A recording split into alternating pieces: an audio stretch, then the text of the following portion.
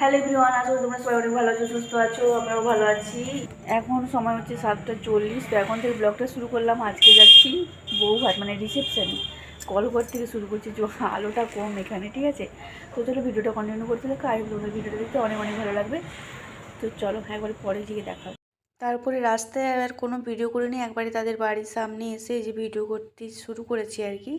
তো গান হচ্ছিলো বলে ওই জন্য বুঝতেই পারছো ভয়েস ওভার দিচ্ছি। ওইখানে তো পকোড়া টকোড়া ছিল, ওরা খেয়েছে, আমি কিছু খাইনি। তারপরে এবারে খাওয়ার টেবিলে বসে গেছি, যেহেতু আমরা টোটোয় গেছি, বাড়ি থেকে অনেকটাই রাস্তা।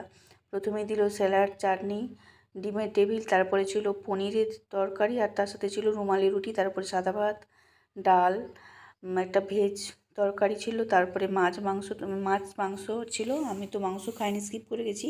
তারপরে মিষ্টি, আইসক্রিম, দই, দইও ছিল, আইসক্রিমও ছিল, পায়েসও আমি খাইনি, সব কিছু স্কিপ করে গেছি। তো তারপরে যে দেখো বড়বউকে একবার দেখিয়ে দিলাম, যদিও অতটা ভালো করে দেখা যাচ্ছে না, এত ফটো তোলার ভিড়ে। তো চলো আজকের মতো টাটা।